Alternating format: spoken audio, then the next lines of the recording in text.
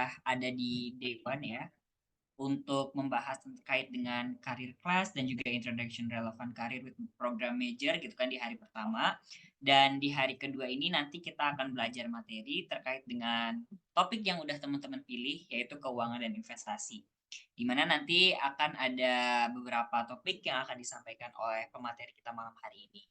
Nah, tentunya teman-teman sebelum itu semua kita mulai, sebelum kita ngobrol-ngobrol jauh terkait dengan materi malam hari ini, tentunya teman-teman kita boleh nih kenalan dulu ya. Aku Warsan di sini akan memandu ya teman-teman selama 2 jam ke depan untuk kita sharing, berdiskusi, dan juga ngobrolin hal-hal terkait dengan keuangan dan investasi nih teman-teman. Dan juga kita di sini sudah bareng pemateri kita ya malam hari ini ada Pak Wahyu Mulyadi. Selamat malam Pak. Halo, selamat malam Mas Baksa. Selamat malam semuanya. Suaranya kecil Pak. Oke, Oh cek. ya. Udah. Oke. Selamat malam semuanya. Selamat malam juga Mas Baksa. Malam, gimana nih kabarnya Pak malam hari ini? So far so good.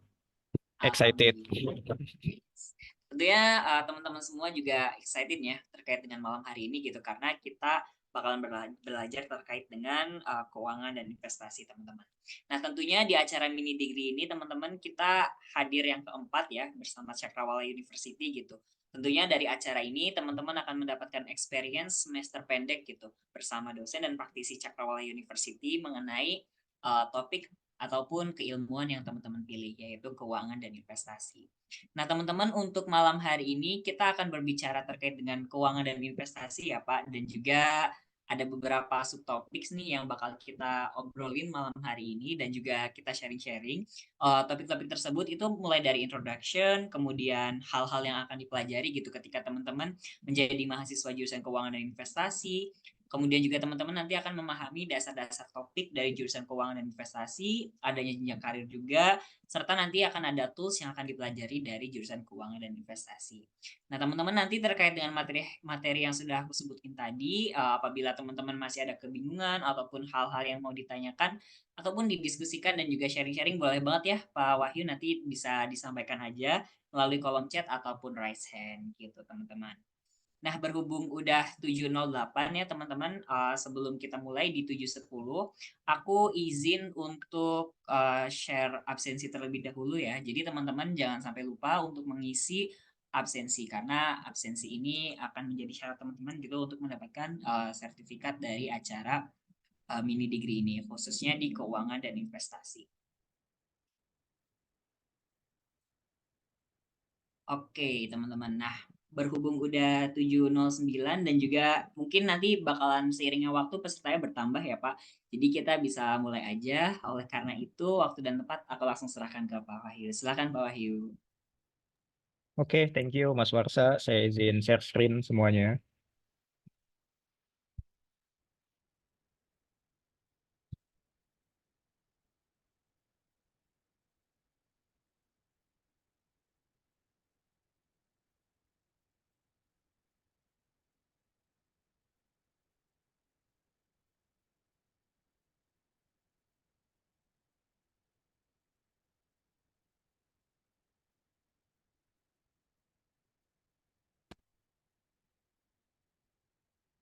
Oke, apa share screen-nya sudah terlihat teman-teman semuanya?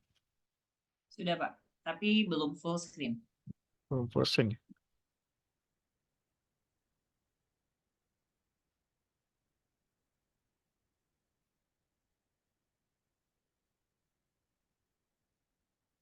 Bentar.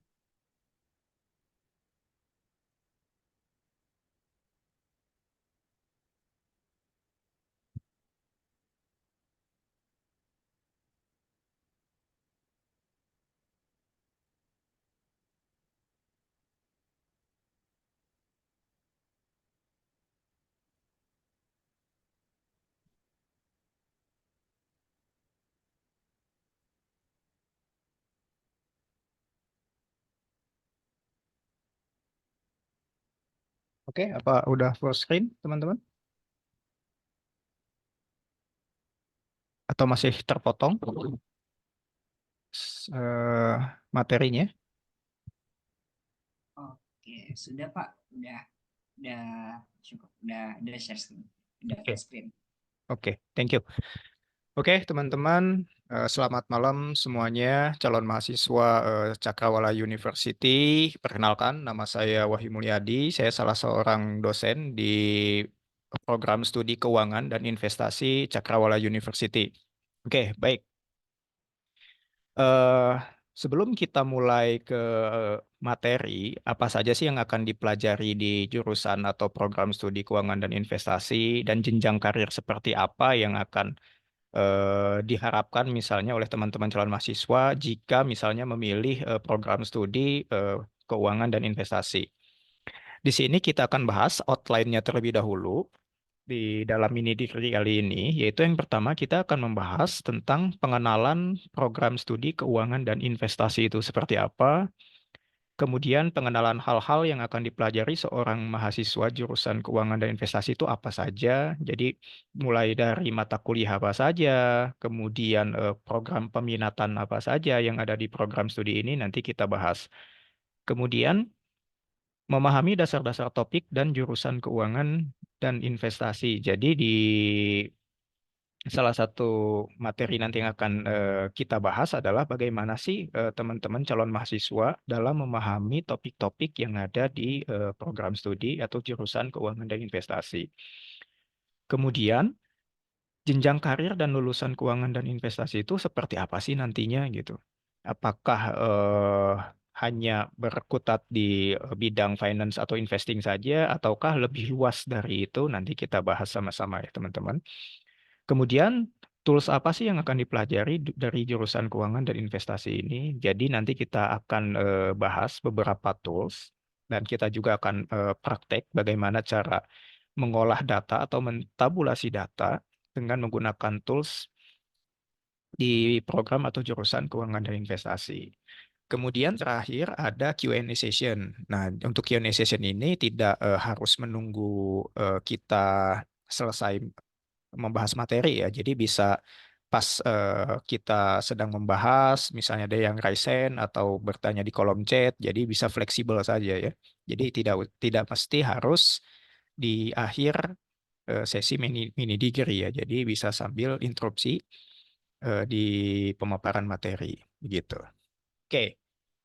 Kemudian di sini kita langsung saja ke pengenalan jurusan atau program studi keuangan dan investasi di Cakrawala University.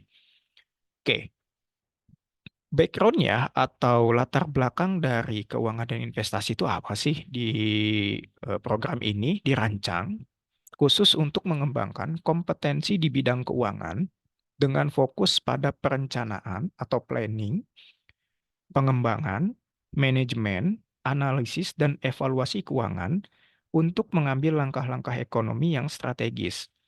Nah, fokus utama dari program ini adalah bagaimana cara bijak memanfaatkan dana dalam proses investasi di berbagai instrumen keuangan dan lembaga keuangan. Nah, jadi salah satu program salah satu program yang dirancang dari jurusan keuangan dan investasi ini adalah salah satunya adalah untuk bisa mendapatkan skill di bidang finance, khususnya apa? Untuk mengelola dana, kemudian untuk merancang investasi ke depan, gitu. Nah, di setiap lini bisnis ataupun di kehidupan pasti membutuhkan yang namanya cara memanage dana, gitu ya. Dan bagaimana cara memanage dana tersebut untuk bisa menghasilkan passive income misalnya. Nah, itu dengan cara investasi, begitu, teman-teman. Nah, kemudian, dalam program ini, mahasiswa akan mendalami sistem keuangan di berbagai lembaga, terutama perbankan misalnya. Nah, jadi mahasiswa program studi keuangan dan investasi akan banyak sekali membahas tentang perbankan atau banking atau keuangan di bidang perbankan. Kemudian, jurusan keuangan dan investasi juga akan memungkinkan mahasiswa untuk memahami aspek-aspek utama dalam sistem perbankan. Nah, jadi diharapkan nanti untuk lulusan program studi atau jurusan keuangan dan investasi mampu memahami aspek-aspek utama dalam sistem perbankan. Nah, jadi kalau teman-teman bercita-cita misalnya ke depannya untuk sebagai bankir juga, nah di sini dibahas bagaimana sih sistem perbankan itu. Kemudian termasuk instrumen keuangan seperti saham, obligasi, dan derivatif lainnya. Nah, kalau teman-teman ingin menjadi seorang investor atau manajer investing, nah di sini juga dibahas apa itu saham, obligasi, atau derivatif lainnya. Jadi di sini adalah kombinasi antara finance dan investing. Jadi teman-teman bisa belajar tentang perbankan khususnya, bisa juga belajar tentang dunia saham atau surat-surat berharga lainnya. Kemudian lebih dari itu, mahasiswa akan mendapatkan pemahaman yang mendalam tentang operasional, perbankan, dan lembaga keuangan lainnya. Nah, jadi segala sesuatu yang berhubungan dengan finance ataupun banking ataupun investing, nah nanti kita akan bahas di program studi ini. Karena semua lini usaha yang ada di dunia pasti memerlukan yang namanya manajemen keuangan dan investing, gitu teman-teman. Jadi itu adalah salah satu latar belakang dibentuknya program studi atau jurusan keuangan dan investasi. Jadi teman-teman yang calon mahasiswa Cakrawala University, jika minatnya adalah ke dunia banking atau finance atau juga investing, sangat cocok untuk bisa mempelajari lebih dalam keilmuan tersebut di program studi ini. Begitu, teman-teman. Nah, sebelum kita masuk ke pengenalan hal-hal yang akan dipelajari seorang mahasiswa jurusan keuangan dan investasi, ada yang ditanyakan dulu nggak sebelum kita masuk ke sesi pemahaman lanjutannya, teman-teman? Oke, kalau nggak ada kita lanjut. Nah, ini adalah apa namanya struktur kurikulum prodi finance, finance and investing yang ada di Cakrawala University. Jadi teman-teman calon mahasiswa di sini akan belajar sebanyak 8 semester di jurusan keuangan dan investasi. Nah, kita lihat di sini di semester pertama, teman-teman akan belajar mata kuliah umum seperti misalnya bahasa Inggris, agama, dasar teknologi dan informasi, pengantar ekonomi, pengantar bisnis dan manajemen, matematika, pengantar akuntansi, dan prinsip ekonomika bisnis. Nah, kalau teman-teman calon mahasiswa lihat di sini, ada garis tanda panah dari satu mata kuliah ke mata kuliah lainnya. Misal di sini ada contoh di mata kuliah apa namanya matematika yang ini ya, yang saya kuningkan. Nah, di sini matematika ini adalah mata kuliah prasyarat jika teman-teman ingin melanjutkan ke mata kuliah lanjutan yaitu statistika yang ini. Oke. Nah, kemudian di sini ada mata kuliah pengantar akuntansi. Nah, di sini adalah pengantar akuntansi ini adalah mata kuliah prasyarat jika teman-teman ingin melanjutkan ke analisis laporan keuangan. Nah, jadi teman-teman calon mahasiswa harus lulus dulu mata kuliah dasarnya, baru bisa lanjut ke mata kuliah lanjutan, gitu. Jadi itu adalah salah satu hal yang harus diperhatikan calon mahasiswa Cakrawala University di dalam menempuh jenjang perkuliahannya. Itu di semester 1 ya, teman-teman. Nah, bagaimana di semester 2? Nah, di sini teman-teman akan belajar bahasa Indonesia, kembali ke mata kuliah umum ya, kemudian kewarganegaraan, design thinking, analisis laporan keuangan, pengantar perpajakan, ekonomi makro 1, ekonomi mikro 1, kemudian statistik. Nah, di semester 2 ini teman-teman juga harus lulus terlebih dahulu di mata kuliah semester pertama, begitu. Baru teman-teman bisa mengambil mata kuliah lanjutan di semester 2. Jadi seperti itu teman gambaran umumnya calon mahasiswa baru Cakrawala University di tahun pertama perkuliahannya. Jadi lebih banyak mata kuliah dasar dan mata kuliah umum prasyarat sebagai eh, jenjang menempuh mata kuliah lanjutan di semester-semester selanjutnya. Begitu. Nah, yang membedakan Cakrawala University dengan kampus-kampus lain adalah teman-teman calon mahasiswa di sini hanya mendapatkan teori di kelas atau pembelajaran sebanyak 6 semester saja. Nah, di sini. Nah, teman-teman calon mahasiswa Cakrawala University di tahun terakhir, yaitu di semester 7 dan semester 6, di sini difokuskan untuk magang dan tugas akhir. Nah, jadi di semester akhir, di semester 7 dan semester 8, calon mahasiswa Cakrawala University tidak lagi dibebankan untuk mengikuti atau menempuh perkuliahan secara onsite gitu, atau secara offline di kampus atau secara daring kalau misalnya teman-teman calon mahasiswa ada yang mengambil kelas online gitu ya.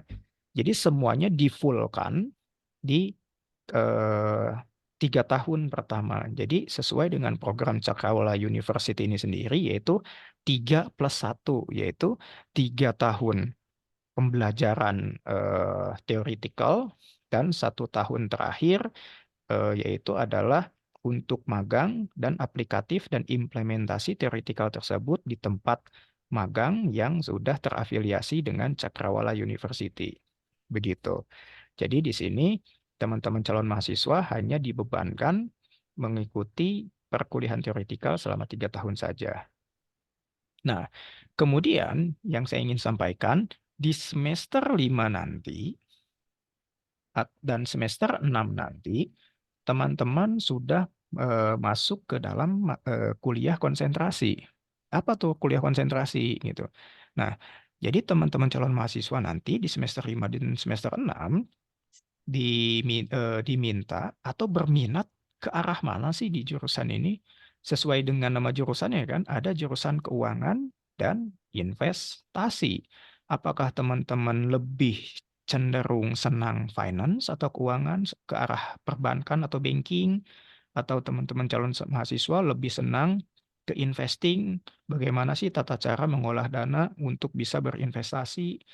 Nah, jadi ada 2 konsentrasi atau spesialisasi ini nanti di semester 5 dan 6 eh, teman-teman calon mahasiswa untuk memilih gitu ya. Jadi tidak semuanya dipelajari. Jadi tergantung keahlian atau skill apa yang ingin nanti di akhir perkuliahan atau outputnya nanti teman-teman setelah perkuliahan seperti apa gitu. Apakah ingin menjadi seorang investor? Apakah ingin menjadi seorang financial planning misalnya. Nah, di sini di semester 5 dan 6 ini nanti teman-teman calon mahasiswa lebih diarahkan untuk mengambil spesialisasinya atau keahliannya gitu.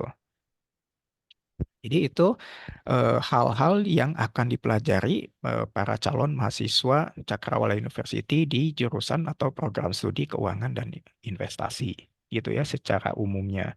Jadi banyak ya yang akan dipelajari nanti di sini ada ekonomi pasar modal, perekonomian Indonesia salah satunya, manajemen risiko, kebank sentralan, pengauditan, data analisis ya salah satunya. Jadi banyak ya. Kemudian kalau ingin topik khusus, di sini ada topik khusus perbankan, topik khusus pasar modal. Nah, di sini sudah di semester 6 ini sudah mulai konsentrasi yang apa yang akan dipilih nanti oleh teman-teman calon mahasiswa Cakrawala University. Gitu ya. Jadi teman-teman kalau misalnya misalnya eh, concern misalnya pas SMP pas SMA-nya jago ekonomi misalnya. Nah, di sini juga banyak mata kuliah ekonomi.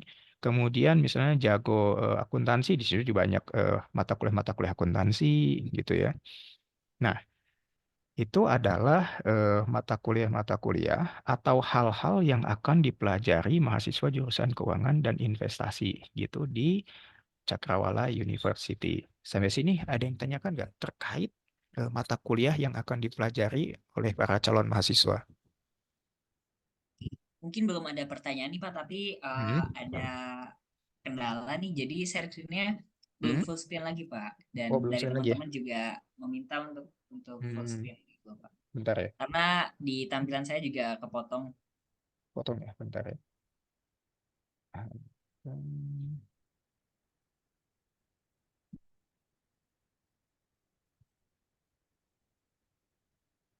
Kalau seperti ini udah full screen belum, Mas? Oke, mungkin karena saya pakai laptop jadi Oh, aman ya Mas. Tapi barangkali dari teman-teman ada yang pakai HP oh, itu hmm, kemungkinan belum jelas Mas. gitu ya. Bentar. Untuk di sini mungkin saya ini kan saja.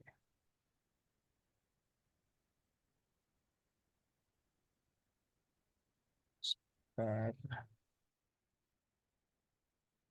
Nah, kalau seperti ini, apa udah full screen, teman-teman? Teman-teman gimana kalau misalkan segini apakah udah Hmm? aman? Boleh konfirmasi di kolom chat ya teman-teman. Mm-mm. Nanti konfirmasi aja di kolom chat ya, karena memang kalau dari tampilan handphone dan tampilan laptop mungkin agak sedikit perbedaan gitu. Iya. Oke, oke. Jadi kita amannya seperti ini ya. Oke, selanjutnya kita akan bahas mengenai sebentar.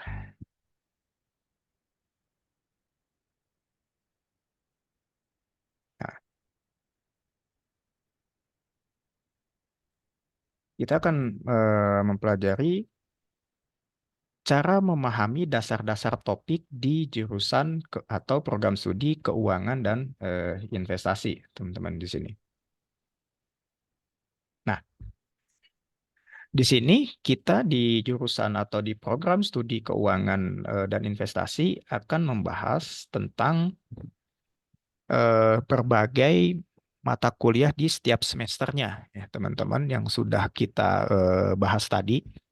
Di semester satu kita akan bahas lagi, kita akan belajar bahasa Inggris, akuntansi satu, matematika, financial market and fintech, kemudian agama, pengantar bisnis, pengantar ekonomi, dasar teknologi dan informasi.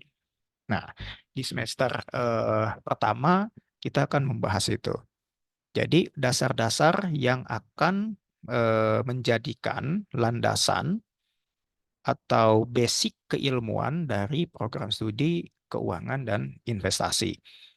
Kemudian di sini kita lihat di semester 2-nya kita akan membahas akuntansi 2, digital bisnis, pendidikan Pancasila, sampai dengan pengantar perpajakan.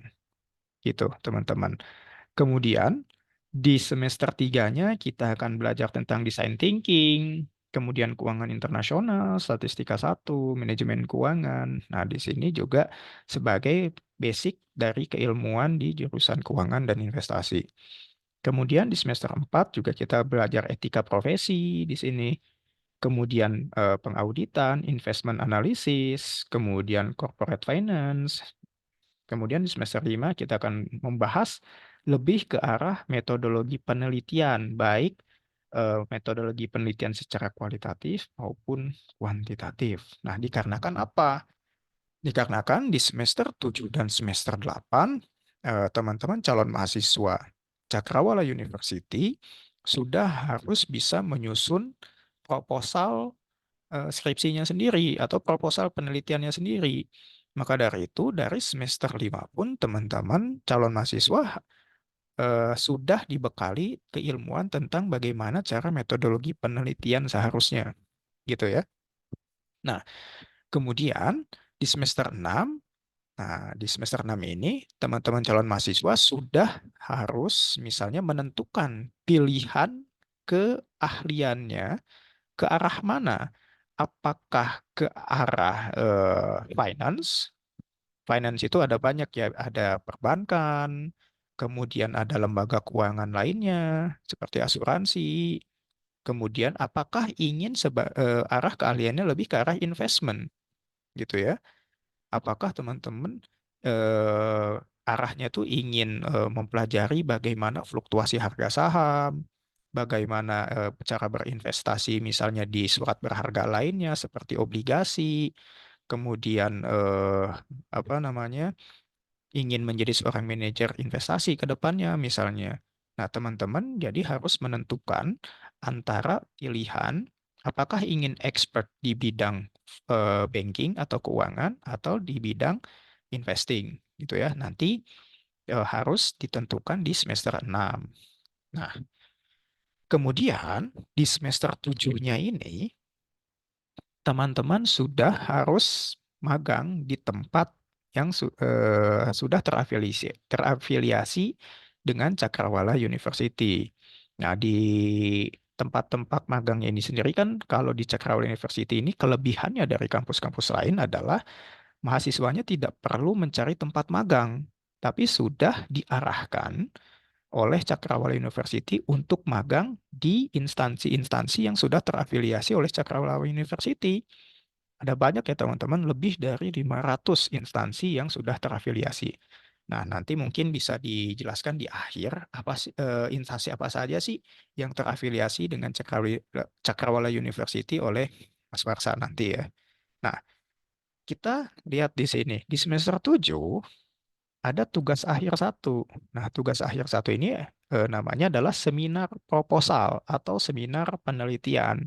Jadi diharapkan teman-teman calon mahasiswa Cakrawala University, khususnya di program studi atau jurusan keuangan dan investasi, di semester 7 itu sudah seminar proposal atau seminar penelitian. Itu ya, dari bab 1 sampai bab 3. Atau setidaknya sudah selesai magang. Nah, jadi teman-teman calon mahasiswa sambil magang, sambil juga mengerjakan tugas akhirnya. Nah, baru di semester 8, tugas akhir 2 atau lebih yang disebut dengan sidang skripsi. Nah, jadi di semester 8 tuh diharapkan teman-teman calon mahasiswa sudah sidang akhir, itu sidang skripsi, gitu ya. Atau mungkin di Cakrawala University juga ada pilihan teman-teman mahasiswa tidak perlu untuk mengerjakan tugas akhir berupa menyusun skripsi. Jadi teman-teman sebetulnya bisa lulus tanpa skripsi asalkan dengan syarat-syarat tertentu yang sudah ditetapkan oleh Kemendikbud. Nah, jadi teman-teman calon mahasiswa Cakrawala University juga diberi kemudahan apabila tidak ingin menyusun tugas akhir berupa skripsi. Nah, apa pengganti tugas akhir selain skripsi? Nah, ada banyak.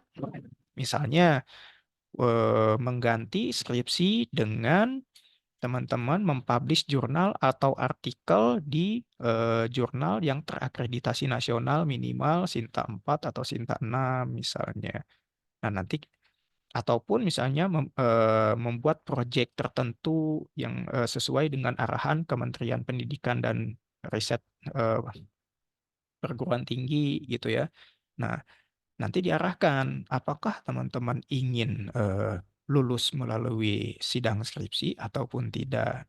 Nah, jadi itu adalah salah satu kelebihan yang dimiliki oleh Cakrawala University juga, gitu ya, eh, untuk bisa memfasilitasi mahasiswanya untuk lulus tanpa harus sidang skripsi sesuai dengan aturan terbaru yang dikeluarkan oleh Kemendikbud-Dikti, gitu ya. Nah, sampai sini ada yang tanyakan nggak teman-teman tentang memahami dasar-dasar topik di program studi atau jurusan keuangan dan investasi? Gitu ya, teman-teman. Beberapa topik atau mata kuliah yang akan dipelajari di program studi atau jurusan keuangan dan investasi. Jadi teman-teman juga bisa memilih keahliannya atau konsentrasinya mau ke arah mana, apakah investing atau ke finance di akhir semester 6 dan juga di akhir semester 7 dan 8 teman-teman juga sudah bisa magang dan juga sudah bisa memilih apakah ingin lulus melalui skripsi ataupun tidak dan magangnya juga difasilitasi oleh pihak Cakrawala University juga untuk bisa magang di instansi-instansi besar tentunya. Gitu ya, teman-teman. Oke, sampai sini ada yang ditanyakan nggak teman-teman terkait dasar-dasar topik yang akan dipelajari di jurusan atau program studi keuangan dan investasi. Nah, kalau tidak ada, kita lanjut ke jenjang karir yang akan eh, di- dilalui atau misalnya yang akan ditempuh nanti setelah lulus dari program studi keuangan dan investasi. Jadi jenjang karir seperti apa sih yang akan didapatkan oleh seorang lulusan program studi keuangan dan investasi di Cakrawala University? Sebetulnya ada banyak ya jenjang karir-karir pilihan yang akan bisa dipilih oleh calon-calon mahasiswa nanti setelah lulus dari Cakrawala University. Nah, di sini kita akan bahas satu persatu. Nah, teman-teman calon mahasiswa bisa menjadi seorang investment analyst. Nah, investment analyst itu apa sih gitu? Terus kerjaannya seperti apa? Kemudian perusahaan-perusahaan seperti apa juga yang membutuhkan seorang investment analyst di perusahaannya gitu. Oke, kita bahas di sini. Nah, investment analyst ini tugasnya adalah menganalisis investasi-investasi eh investasi-investasi investasi-investasi yang menghasilkan atau yang tidak memiliki risiko tinggi dan memiliki income yang lebih tinggi juga. Misal seperti ini, teman-teman. Teman-teman mempunyai uang 100 juta misalnya. Nah, terus teman-teman bingung nih, uang 100 juta ini dibuat apa ya supaya menghasilkan atau bisa bertambah lebih dari 100 juta. Nah, ini adalah tugasnya seorang investment analyst, yaitu mengelola dana investasi tersebut ke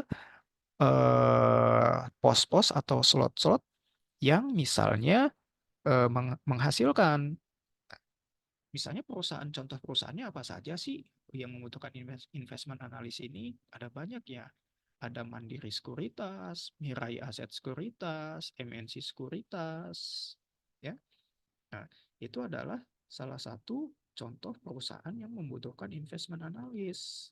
Nah, jadi investment analis ini tugasnya adalah menginvestasikan dana yang dimiliki perusahaan ataupun individu supaya dana tersebut bisa menghasilkan keuntungan bagi perusahaan atau individu tersebut. Bisa dananya itu ditaruh atau dibelikan obligasi, atau disimpan sebagai deposito, atau dibelikan saham-saham yang misalnya bagus sehingga mendapatkan dividen atau mendapatkan capital gain gitu ya. Atau kalau ditaruh di deposito bisa mendapatkan bunga seperti itu. Nah, itu adalah salah satu tugas dari seorang investment analyst. Dan perusahaannya sendiri contohnya adalah seperti tadi yang sudah kita bahas ya, ada Mandiri Sekuritas, Mirai Aset Sekuritas gitu ya, MNC Sekuritas gitu ya. Kemudian ada juga perusahaan investasi milik Menteri Pariwisata Sandiaga Uno seperti Saratoga misalnya. Nah, itu juga banyak sekali lulusan-lulusan dari perguruan tinggi yang jika concernnya ke arah investing bisa bekerja di perusahaan-perusahaan tersebut. Begitu, teman-teman. Nah, selanjutnya selain investment analis, lulusan dari program studi keuangan dan investasi ini sendiri bisa bekerja sebagai financial analyst. Apa sih bedanya seorang investment analyst dan financial analyst di sini? Nah, kalau seorang financial analyst lebih ke arah apa namanya, seseorang yang ahli di bidang finance atau keuangan. Contohnya, kalau di perbankan atau di bank misalnya membutuhkan seorang financial analyst untuk misalnya mengetahui apakah seseorang yang ingin meminjam kredit di bank itu bankable atau memenuhi syarat atau tidak. Nah, tugasnya ya. Nah, tugasnya seorang financial analyst adalah untuk menganalisis hal tersebut gitu. Nah, kalau misalnya di suatu perbankan, tugas financial analyst lebih ke arah eh, menganalisis laporan-laporan keuangan yang diberikan oleh calon nasabah ataupun calon debitur. Nah, siapa calon debitur ini yang ingin apa namanya meminjam uang ke bank misalnya. Nah, tugas financial analyst adalah menganalisis apakah debitur tersebut apakah layak diberi pinjaman atau tidak. Nah, itu adalah tugasnya seorang financial analyst, gitu. Ataupun tidak hanya secara sempit seorang financial analyst hanya bisa bekerja di bidang perbankan. Oh, tidak. Bisa juga di perusahaan sektor manufaktur, ya seperti di Astra misalnya, ataupun misalnya di Telkom, ataupun di perusahaan-perusahaan lainnya. Pasti membutuhkan seorang financial analyst di situ. Oke. Kemudian, selain seorang financial analyst, lulusan dari jurusan atau program studi keuangan dan investasi juga bisa bekerja sebagai broker. Apa sih broker itu? Nah, kalau nama lain atau istilah lain dari seorang broker adalah seorang pialang. Apa sih pialang? Pialang itu adalah, nah, kalau misalnya teman-teman concernnya ke arah investing atau investment, karir yang bisa digeluti oleh teman-teman calon mahasiswa juga bisa menjadi seorang broker. Broker ini bekerjanya di mana sih? Nah, bekerjanya yaitu di Bursa Efek Indonesia atau di Bapepti atau di Bapepam LK bisa saja gitu ya. Seorang broker bekerja di sana gitu ya. Tugasnya apa sih seorang broker itu? Tugasnya seorang broker adalah memfasilitasi seseorang ataupun individu ataupun perusahaan atau badan usaha yang memiliki kelebihan dana yang ingin menginvestasikan kelebihan dana tersebut ke instrumen-instrumen keuangan yang bisa menghasilkan keuntungan bagi individu atau perusahaan tersebut. Contohnya apa? Contohnya adalah misalnya kelebihan dana tersebut dibelikan saham, dibelikan reksadana saham, reksadana obligasi, reksadana pendapatan, dan lain-lain. Nah, itu adalah tugas seorang broker untuk memilihkan instrumen apa yang paling cocok untuk seorang individu ataupun badan usaha atau perusahaan yang memiliki kelebihan dana tersebut. Nah, jadi kalau teman-teman menjadi seorang broker, bisa juga bekerja di Bursa Efek Indonesia ataupun di Bapepti, ya. Itu teman-teman. Nah, atau selain investment analyst, financial analyst, dan broker, teman-teman lulusan dari jurusan atau program studi keuangan dan investasi juga bisa bekerja atau berkarir menjadi seorang bankir profesional, gitu ya. Entah itu menjadi frontliner, ataupun menjadi back office, ataupun misalnya bisa juga menjadi seorang manajemen training ya, atau seorang manajer ya.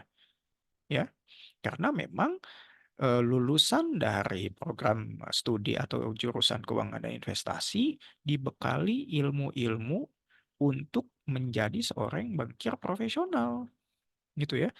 Jadi teman-teman juga misalnya nanti difasilitasi oleh pihak Cakrawala University jika ingin berkarir sebagai seorang bankir setelah lulus nanti, misalnya untuk magangnya di perbankan misalnya. Dan Cakrawala University juga banyak ya terafiliasi dengan bank-bank besar seperti Mandiri, BCA, dan lain-lain gitu ya. Jadi salah satu kelebihan dari Cakrawala University juga adalah penempatan magang yang tidak semua kampus bisa menempatkan atau mencarikan mahasiswanya tempat untuk magang untuk menunjang karir profesionalnya setelah lulus nanti gitu ya. Nah, itu adalah salah satu kelebihannya juga. Nah, yang jadi pertanyaan, kalau teman-teman calon mahasiswa menjadi seorang bankir profesional, pekerjaan seperti apa sih yang akan dilakukan oleh teman-teman? Seperti itu kan? Nah, kalau teman-teman menjadi seorang bankir, ya, teman-teman akan dihadapi dengan klien-klien yang ingin meminjam dana untuk kebutuhan usahanya. Misalnya, kliennya itu bisa seorang individu, bisa juga sebuah perusahaan, gitu ya. Nah, tugasnya seorang bankir adalah memfasilitasi hal tersebut. Bagaimana tata cara mendapatkan dananya, menghitung berapa cicilannya, berapa bunga kreditnya, ataupun misalnya seorang bankir juga tugasnya adalah untuk memfasilitasi seorang nasabah yang ingin menabung atau menginvestasikan dananya ke instrumen-instrumen keuangan. Nah, di bank sendiri kan instrumen keuangannya ada banyak kan, ada deposito, kemudian ada falas, kemudian juga ada tabungan berjangka ataupun tabungan umum lainnya. Nah, tugas bankir adalah memfasilitasi hal tersebut untuk bisa menjembatani antara nasabah dengan pihak bank itu sendiri, gitu ya. Jadi tugas bankir adalah seperti itu. Nah, kemudian selain menjadi seorang bankir profesional, teman-teman lulusan calon mahasiswa Cakrawala University juga bisa berkarir sebagai risk analyst. Apa sih risk analyst ini? Risk analyst ini sendiri atau seorang analis risiko ini sendiri adalah tugasnya untuk menganalisis semua risiko yang akan terjadi di setiap pengambilan keputusan perusahaan. Misal seperti ini, apa sih risikonya jika perusahaan mengambil pinjaman yang melebihi kemampuan pembayaran cicilannya setiap bulan gitu? Wah, jangan-jangan perusahaannya bisa bangkrut nih kalau misalnya mengambil, cicilan, yang sangat tinggi misalnya. Nah, tugas risk analyst di sinilah yang tugasnya adalah untuk menganalisis risiko apa saja sih dari setiap keputusan yang akan diambil oleh perusahaan, gitu ya. Di setiap perusahaan besar ataupun perusahaan yang skalanya multinational company, pasti membutuhkan seorang risk analyst di dalam perusahaannya. Dikarenakan seorang risk analyst ini sendiri adalah karir atau profesi yang tugasnya adalah untuk menganalisis, risiko di setiap keputusan yang akan diambil oleh, perusahaan, gitu ya, teman-teman. Kemudian, selain risk analyst, teman-teman juga bisa bekerja sebagai treasurer. Apa sih treasurer ini, gitu ya? Kalau teman-teman SMA misalnya kan kalau di sekolah tuh kan pasti ada ketua kelas, ada sekretaris, ada bendahara, ya kan? Nah, istilah sederhananya treasurer ini adalah seorang bendahara ya, yang mengatur keluar masuknya kas di dalam perusahaan. Nah, skalanya cuman lebih besar. Kalau bendaharanya kan skalanya kecil yaitu kelas, tapi kalau kalau treasurer skalanya besar. Jadi yang mengatur kas perusahaan dinamakan treasurer, gitu ya. Dalam sistem penggajian, kemudian, potongan, kerja, atau misalnya, tambahan bonus dan lain-lain. Nah, tugasnya itu adalah, seorang treasurer. Jadi teman-teman juga bisa menjadi seorang treasurer, apabila nanti setelah lulus di program studi keuangan dan investasi, gitu. Nah, kemudian selain bisa menjadi seorang treasurer atau bendahara, teman-teman calon mahasiswa juga bisa menjadi seorang auditor. Siapa sih auditor itu? Nah, auditor itu adalah auditor itu adalah seorang yang tugasnya untuk mengawasi apabila terjadi kecurangan-kecurangan di dalam pelaporan keuangan. Nah, kalau istilah sederhananya pengawas gitu ya. Nah, auditor itu kalau misalnya teman-teman tahu KPK ya, KPK itu apa sih? Komisi Pemberantasan Korupsi, ya kan? Nah, jadi auditor itu adalah KPK nih. Siapa sih yang berbuat curang? Siapa sih yang korupsi gitu ya? Nah, teman-teman juga bisa menjadi seorang auditor nantinya, mengawasi apabila di suatu perusahaan ada oknum-oknum karyawan yang misalnya bekerjanya tidak sesuai standar atau melakukan fraud atau melakukan kecurangan. Nah, tugas seorang auditor adalah untuk mengawasi itu dan melakukan monitoring dan punishment terhadap oknum-oknum yang melanggar melanggar hal-hal tersebut, gitu ya. Jadi itu adalah salah satu salah satu dari karir yang bisa teman-teman calon mahasiswa tempuh nanti setelah lulus dari program studi keuangan dan investasi. Jadi ada banyak ya pilihan karirnya. Sebetulnya ada banyak juga ya pilihan karir yang bisa dipilih oleh teman-teman calon mahasiswa, bukan hanya yang sudah kita bahas tadi gitu ya. Tapi itu hanya salah satunya saja. Dan gak cukup juga kalau misalnya kita bahas satu per satu gitu. Oke, sampai sini kira-kira ada yang ditanyakan dulu nggak teman-teman calon mahasiswa? Sebelum kita lanjut ke sesi materi selanjutnya.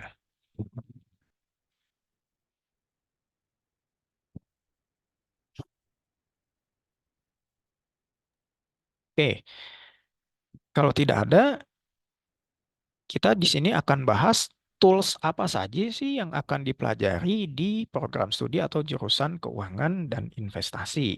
Nah, di sini sebetulnya ada banyak sekali tools ya yang bisa dipelajari oleh teman-teman calon mahasiswa ya.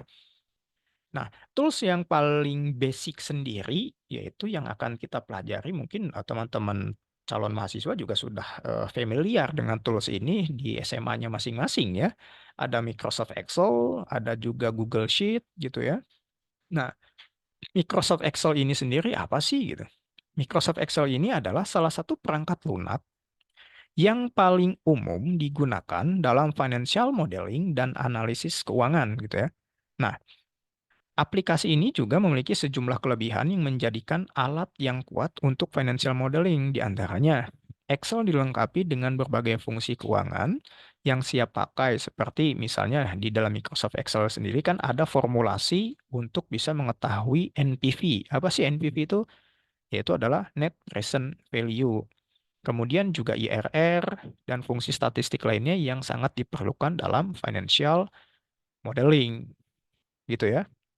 Nah, itu adalah eh, tools dasar yang akan dipelajari oleh teman-teman calon mahasiswa di program studi atau jurusan keuangan dan investasi. Oke, selain Microsoft Excel juga ada Google Sheet. Apa sih Google Sheet ini? Itu merupakan aplikasi spreadsheet berbasis web yang dapat digunakan untuk financial modeling juga, sama seperti Microsoft Excel. Akan tetapi, kalau Google Sheet bisa di dipergunakan secara daring atau online gitu ya. Bedanya seperti itu. Nah, Google Sheet ini memiliki fitur yang terintegrasi dengan layanan Google lainnya juga nih, teman-teman, seperti Google Drive, Google Docs, Gmail. Nah, hal ini memungkinkan untuk dengan mudah berbagi, menyimpan, dan berkomunikasi tentang model keuangan di dalam Google Sheet ini sendiri. Nah, bedanya Microsoft Excel dengan Google Sheet itu seperti itu ya, teman-teman.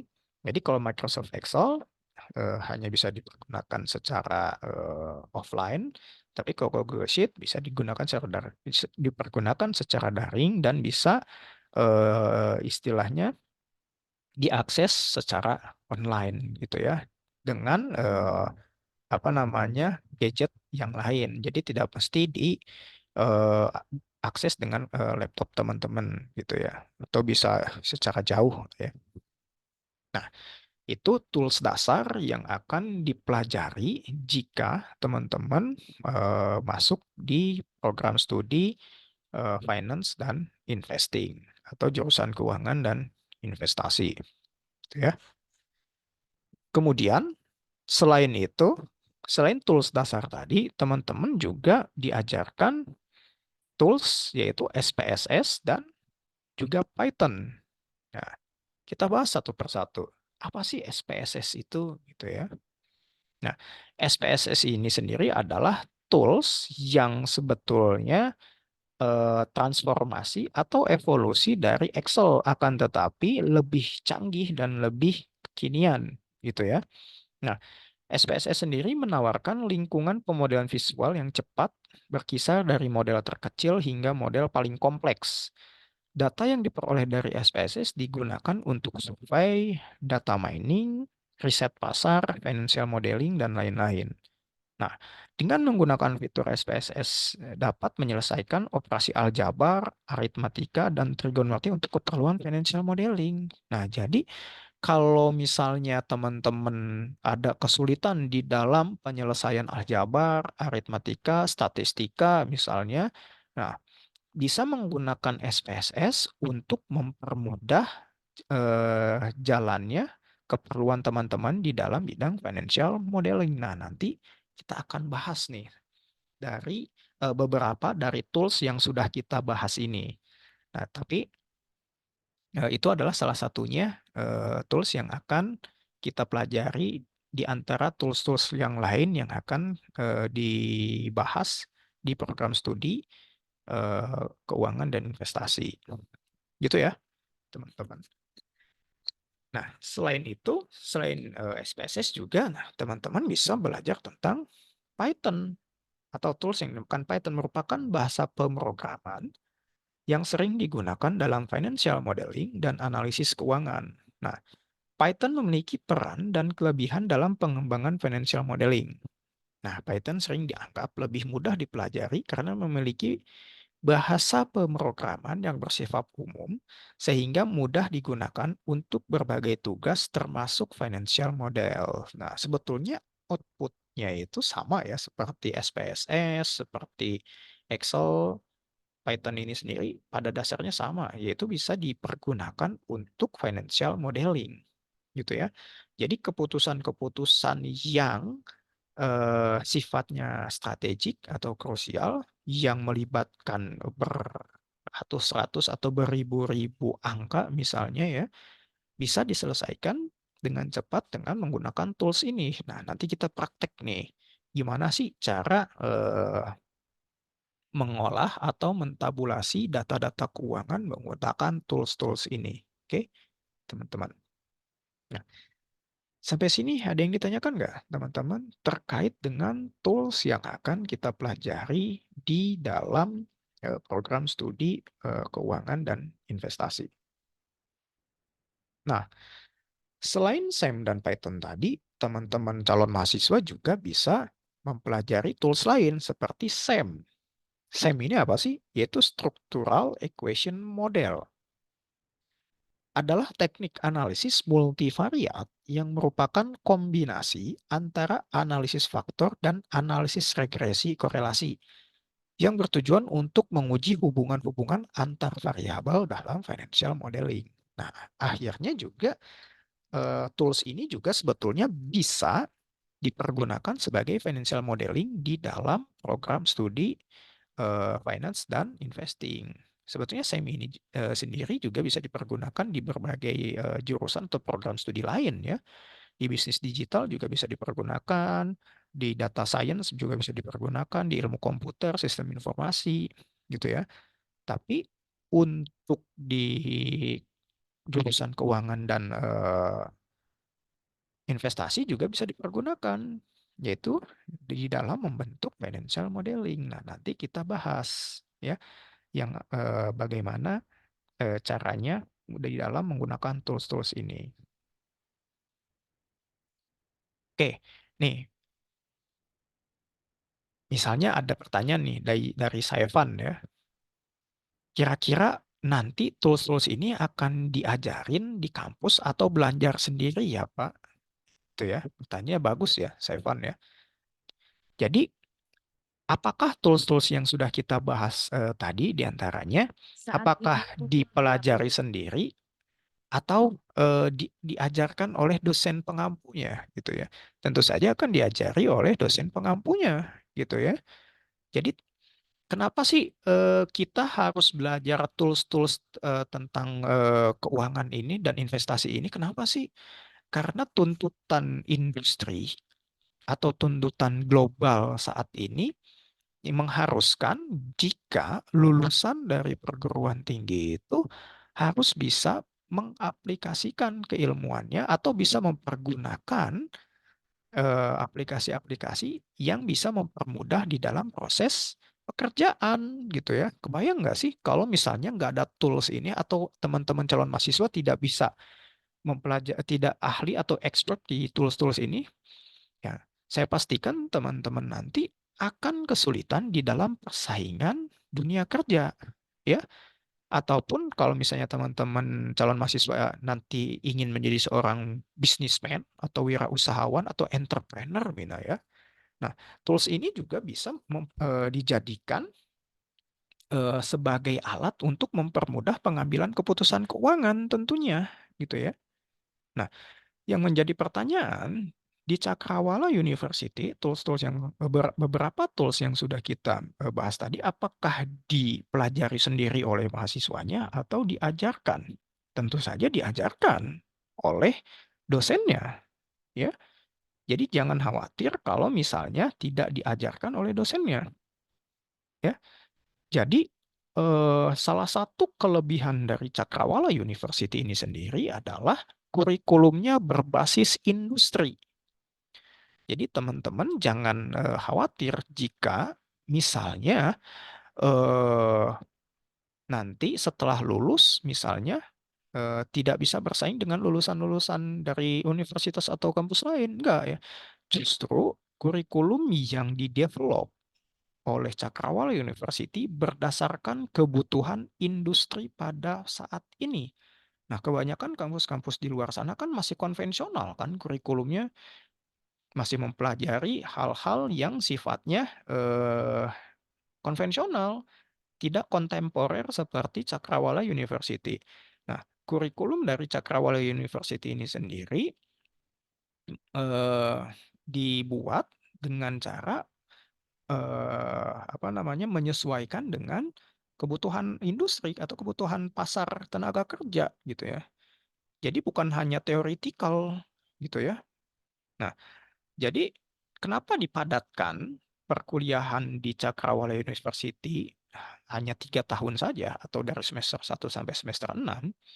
Karena diharapkan nanti di tahun terakhir di semester 7 dan di semester 8 teman-teman calon mahasiswa Cakrawala University sudah bisa magang yang difasilitasi di tempat di magang di tempat yang sudah difasilitasi oleh Cakrawala University dengan membawa keahlian yang sudah dipelajari dari semester 1 sampai semester 6 ya. Nah, jadi setelah teman-teman calon mahasiswa belajar secara teoretikal, bisa belajar, bisa mengimplementasikannya atau mengaplikasikannya di tempat magang yang sudah terafiliasi dengan Cakrawala University. Jadi bisa berkesinambungan ya, atau bisa berkelanjutan juga gitu ya, dari apa yang dipelajari dengan nanti diaplikasikan di tempat magang gitu ya.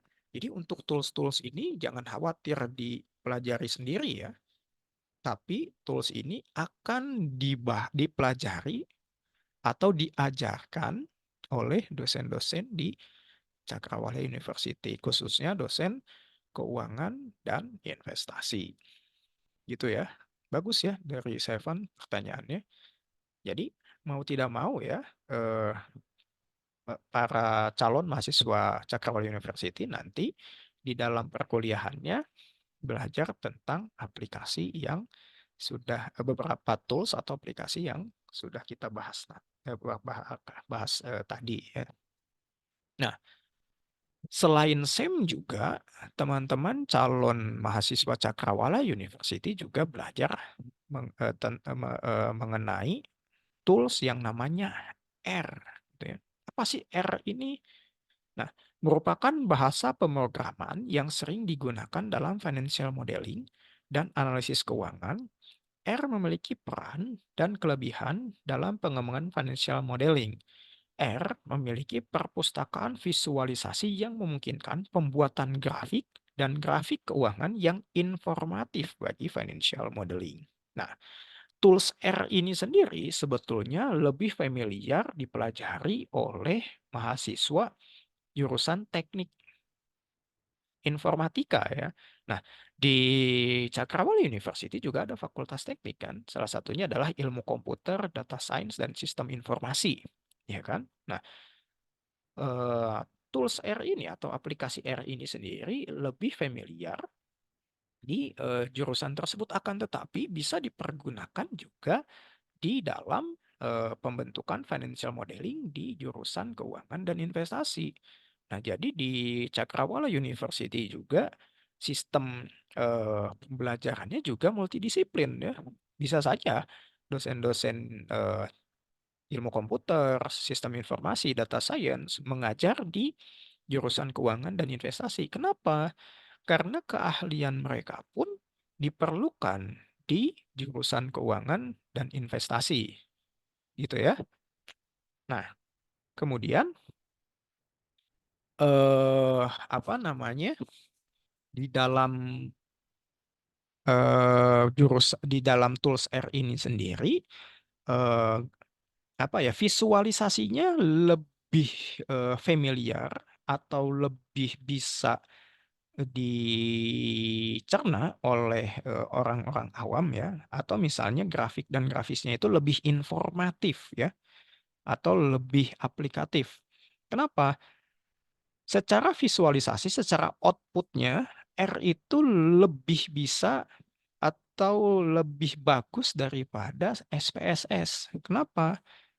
Kalau misalnya di SPSS hanya garis saja, tapi kalau di R bisa diberi warna atau lebih komunikatif ya, lebih informatif. Jadi secara output R ini sebetulnya lebih bagus dibandingkan dengan tools atau software lainnya di dalam financial modeling, gitu ya.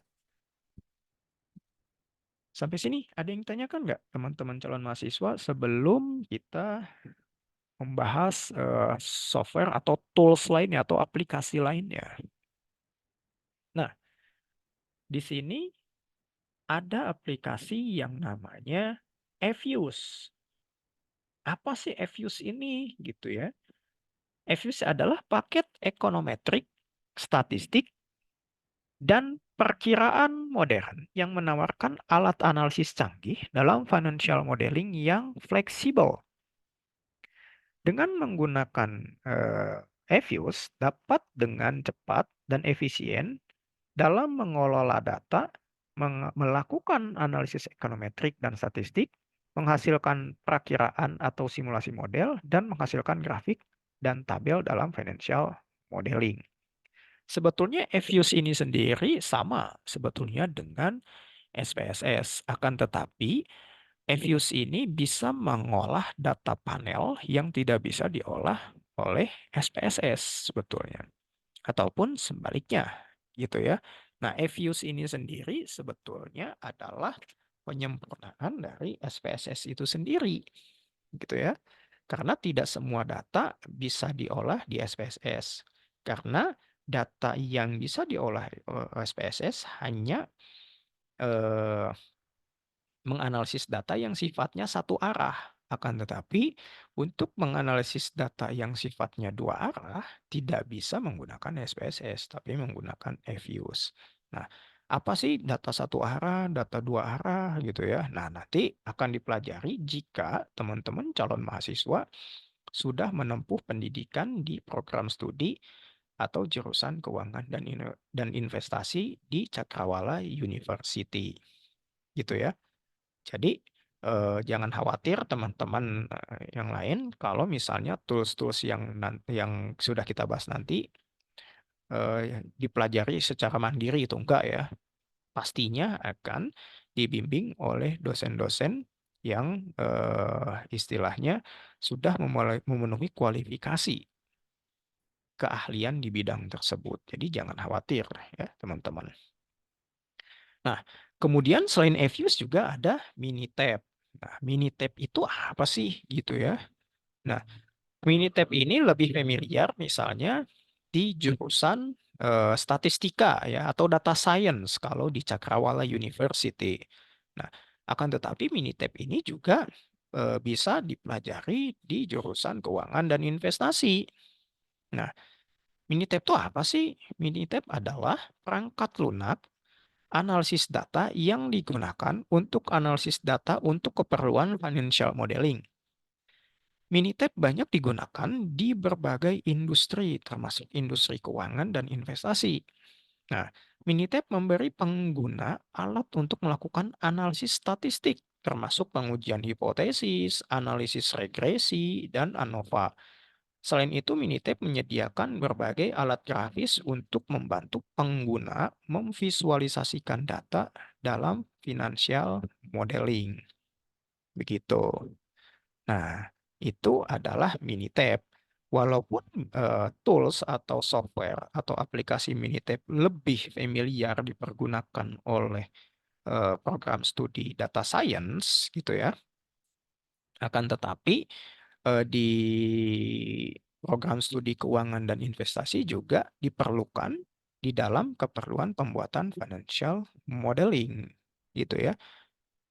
Jadi walaupun Minitab familiarnya di program studi data science ya atau di fakultas sebelah kalau di Cakrawala, tapi juga bisa dipelajari untuk kepentingan atau keperluan financial modeling di jurusan keuangan dan investasi. Gitu ya, teman-teman. Itu beberapa aplikasi atau tools atau software yang kita bisa bahas nanti setelah calon-calon mahasiswa Cakrawala University berkuliah di jurusan keuangan dan investasi. Gitu ya. Sampai sini ada yang ditanyakan nggak teman-teman calon mahasiswa? Nah, ini adalah tools-tools lain yang bisa dipelajari nanti jika teman-teman berkuliah di jurusan program studi keuangan dan investasi. Ada MATLAB, ada Stata, ada NVivo, dan lain-lain. Gitu ya.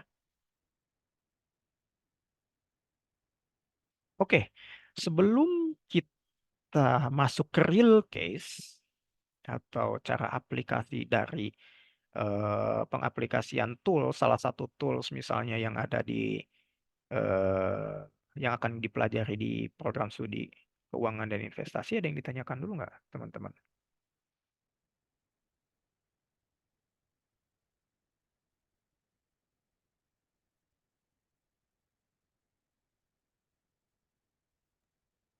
Oke, ada nih Pak dari Pangestuti Bunga. Saya izin Hmm? bertanya Pak, sebelumnya Bapak menyebutkan mengenai proyek yang bisa menggantikan skripsi.